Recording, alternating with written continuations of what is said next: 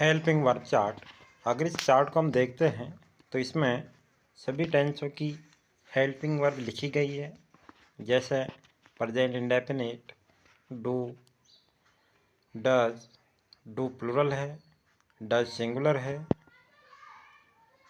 यानी कि डज जो है वह सिंगुलर नाउन और सिंगुलर प्रोनाउन के साथ आती है, जबकि डू प्लूरल नाउन और प्लूरल प्रोनाउन के साथ आती है। इसके अलावा इस टेंस में एफर्मेटिव सेंटेंस में डू डज का प्रयोग नहीं होता है। इसके स्थान पर सीधे ही मेन वर्ब आती है जो सब्जेक्ट के अकॉर्डिंग आती है, यानी कि सब्जेक्ट सिंगुलर होता है तो सिंगुलर मेन वर्ब आती है, एस जुड़ी हुई मेन वर्ब। इसके अलावा अगला टेंस देखते हैं कंटिन्यूस टेंस।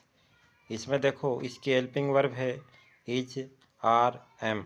इज सिंगुलर है, आर प्लूरल है, am with I pronoun. Am का यूज़ आई प्रोनाउन के साथ होता है। परफेक्ट टेंस देखते हैं प्रेजेंट परफेक्ट। इसमें आता है हैज, हैव, तो इसमें हैज सिंगुलर हेल्पिंग वर्ब है, जबकि हैव प्लूरल हेल्पिंग वर्ब है। परफेक्ट कंटिन्यूस टेंस इसमें देखते हैं तो has been singular helping verb है, have been plural helping verb है। अब आते हैं हम पास्ट इंडेफिनिट टेंस में। पास्ट इंडेफिनिट टेंस में केवल डिड हेल्पिंग वर्ब आती है, और ये हेल्पिंग वर्ब भी एफर्मेटिव सेंटेंस में नहीं आती है, बल्कि negative interrogative, interrogative negative, WH word वाले इंट्रोगेटिव में ये वर्ब आती है। इसमें सिंगुलर और प्लूरल का कोई रूल नहीं है, कोई परेशानी वाली बात नहीं है।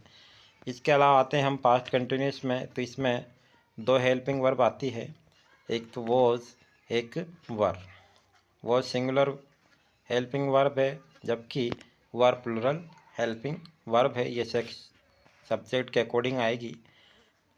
पास्ट परफेक्ट टेंस में केवल हेड हेल्पिंग वर्ब आती है। पास्ट परफेक्ट कंटिन्यूस टेंस में हैड बीन हेल्पिंग वर्ब आती है। इनमें सिंगुलर प्लूरल का कोई रूल नहीं है।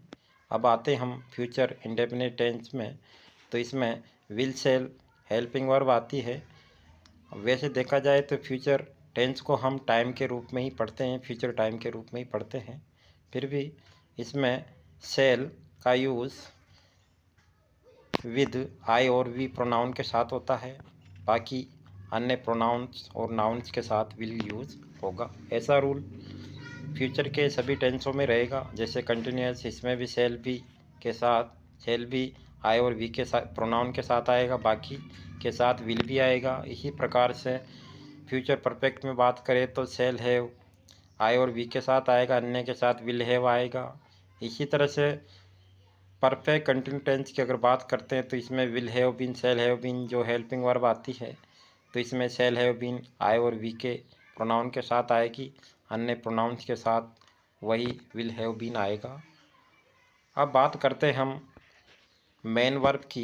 तो अगर इसमें देखा जाए तो मेन वर्ब हमने लिख रखा है 6 कंटिन्यूस टेंस होते हैं, जिनमें वर्ब की first form plus ING verb आती है। जैसे 6 कंटिन्यूस अगर हम काउंट करते हैं तो देखो present continuous, past continuous, future continuous, इसके अलावा present perfect continuous, past perfect continuous, future perfect continuous. इन सभी में वर्ब के फर्स्ट फॉर्म में आईएनजी के साथ मेन वर्ब आती है।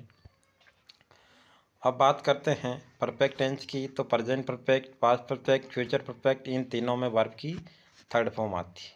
लेकिन सबसे बड़ा कन्फ्यूजन होता है प्रेजेंट, पास्ट और फ्यूचर इंडेफिनिट में।